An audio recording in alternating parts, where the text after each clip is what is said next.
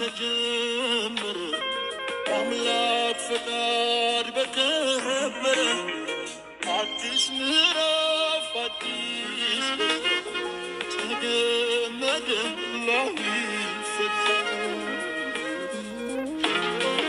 እንደ ዛሬ ጸና ከላይ ያልበቀለ ከሾህ አረም ላይ የተዘራ ከእውነት የሚያባብል ውዴ የማይደበዝዝ የማይቋረጥ ከዛሬው በላይ ነገ የሚጣፍጥ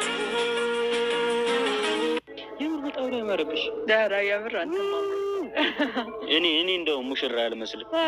የምር እና ቤተሰቦች እንዴት አያችሁ? ልንጋባ ነው ዛሬ ሰርጋችን ነው። እሺ